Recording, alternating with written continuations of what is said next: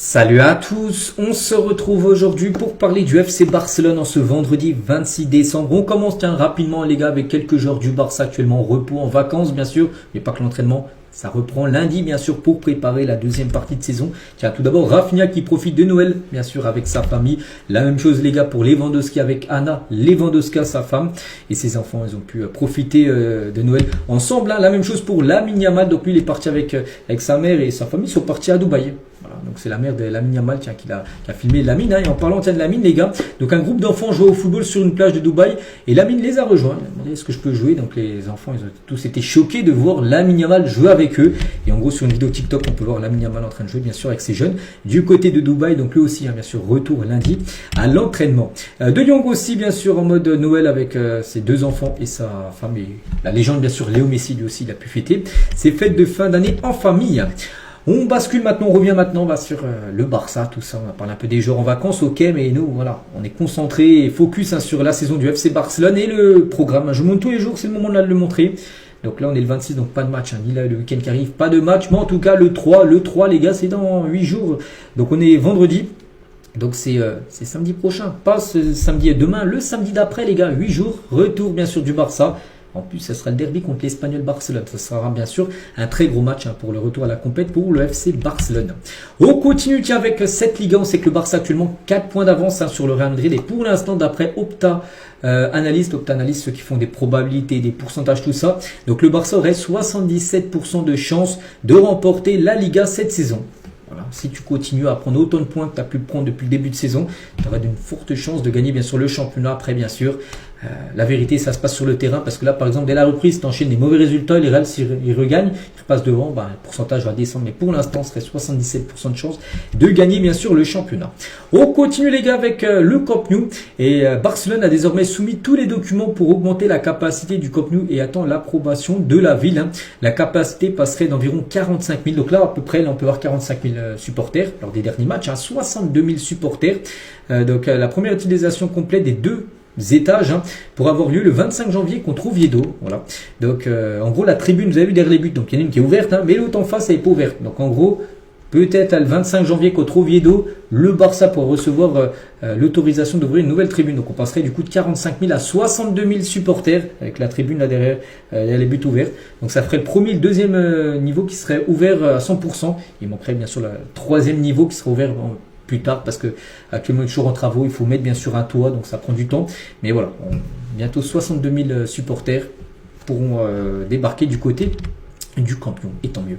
On continue avec Lamine Yamal devient une autre sorte de bête chaque année. Bon, il est très jeune, mais en 2023, il avait marqué 5 buts et passes D. Bon, sur une année où il est peu joué parce qu'il avait commencé peut-être, je sais pas, en septembre à jouer. Bien sûr, Xavi est dans le grand bain. 2024, on va dire sa première année, on va dire complète. 37 buts et passes D cumulés. Et 2025, donc là cette saison, 47 buts et passes D cumulés. À chaque fois, il augmente. Donc 2026, ça va donner quoi? Il augmente à chaque fois, peut-être 50, 55. Bon là, déjà quand on dépasse les 50, c'est énorme. Sur une année, 50 fois décisif, buts et passes D. Il peut le faire, on sait. Lamine Yamal. On continue, toujours avec lui, les ailiers les mieux classés dans les 5 meilleures ligues européennes cette saison. Voilà, d'après WhoScored, donc WhoScored, en gros, c'est une application. Une application à chaque fin de match, une note, tiens, lui, il a été bon, donc tu lui mets 8, l'autre, il a été nul, tu lui mets 2. Bon, bref, Lamine Yamal, c'est celui qui a obtenu les meilleures notes en gros depuis le début de saison. Une moyenne de 8,34 voilà pour Lamine Yamal, donc il fait mieux qu'Olysée, Luis Diaz, Greenwood ou même Rafinha. Rafinha aussi une belle note pour le joueur du FC Barcelone. Des nouvelles aussi bien de Fermin Lopez. Si on fait le point, c'est sur Fermin sur cette année 2025, pas mal. Donc 47 matchs disputés, donc 14 buts et 12 passes D pour Fermin Lopez sur cette année. Pas mal pour un joueur qui continue à grappiller bien sûr du temps de jeu. Mais pas que l'été dernier, on parlait beaucoup de ce joueur par rapport à un départ peut-être à Chelsea. On se souvient à un moment, on pensait vraiment qu'il allait partir à Chelsea. Bon bref, il est bien resté au Barça et tant mieux. Bon, en tout cas, il a fait une belle année. Donc après, il peut faire encore mieux. Après, voilà, c'est un milieu de terrain, milieu offensif. Mais on sait que c'est un joueur, oui. Donc là, il était 26 fois décisif, but et passes décumulées. C'est un joueur, les gars, qui peut encore, j'en suis sûr, plus marquer, plus faire de passes D. Voilà, parce que c'est un joueur très intelligent, bien sûr, dans le jeu. Des nouvelles, de Marcus Rashford. Et le Barça travaille à garder Marcus Rashford au club. C'est une priorité, voilà, pour Hansi Flick. Voilà, le souhait, c'est de le conserver, même si une décision sera prise définitive, la décision premier trimestre 2026. Mais pour l'instant, voilà, Flick, il est très content comme du rendement de Rashford et il pourrait dire à la direction, en gros, voilà, il faut payer l'option d'achat de 30 millions d'euros et le garder bien sûr à 100%. À noter que si Rashford venait à continuer au Barça, il devrait revoir un peu son salaire à la baisse. Il devra faire lui un effort financier. Des nouvelles cas de Christensen, on sait s'est blessé. C'était avant le match contre Villarreal, donc la semaine dernière, ligament croisé. Donc il a été fortement affecté par sa blessure. Donc Juan Laporta souhaite faire un geste, les gars, en renouvelant son contrat pour une saison supplémentaire avec une réduction de salaire. Parce que voilà, le joueur, on ne sait pas s'il rejouera au Barça. Il est en fin de contrat en fin de saison, donc on se dit il va partir. Mais voilà, le Barça, les gars, c'est un très grand club. Laporta, ils ont vu qu'il est très touché, bien sûr, Christensen, de cette nouvelle blessure. Il pourrait lui faire un geste de lui dire, voilà, si tu acceptes de réduire ton salaire, on propose tant, donc si tu acceptes cette somme-là, et bon, on le prolonge un an, même si tu as été longtemps blessé, tout ça. Donc voilà, comme le très beau geste que va proposer le FC Barcelone à Christensen.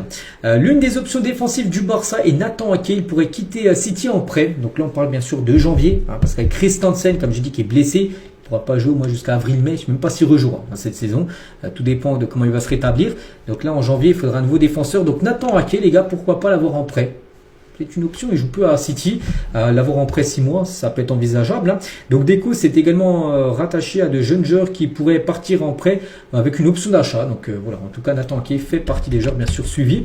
Et ce joueur aussi c'est Marco Senesi, je ne sais pas si vous le connaissez, c'est un défenseur central de Bournemouth en première ligue. Hein. Donc la Juve et Barcelone font partie des clubs qui surveillent la situation de Marco Senesi. Hein. C'est Fabrizio Romano qui le dit, donc voilà, s'il le dit, c'est qu'il a reçu des contacts pour savoir que ça parle en gros.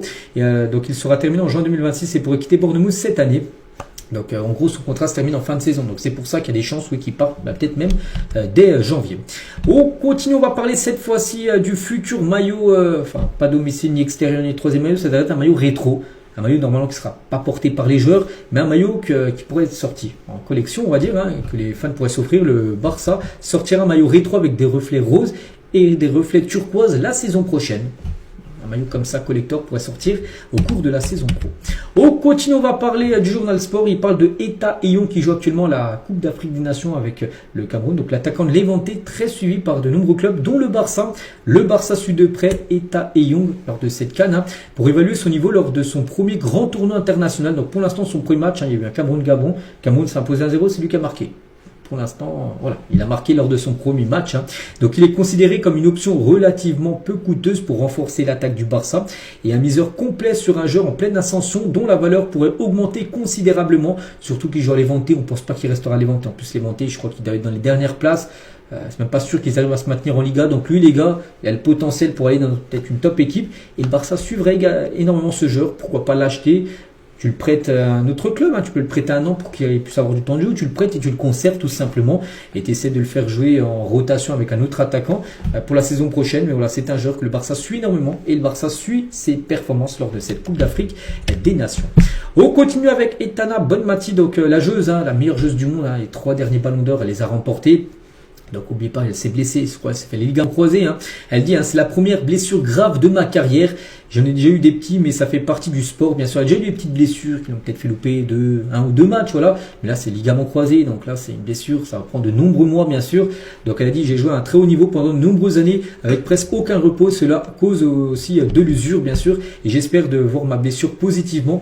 La vie m'a donné une pause pour revenir meilleur et profiter d'un temps que je n'en avais pas eu avant. Hein. Mon objectif est de rejouer avant la fin de saison. C'est ma seule priorité pour l'instant. Donc voilà, en tout cas, là, pour les prochains matchs, hein, elle ne sera pas disponible, bien sûr.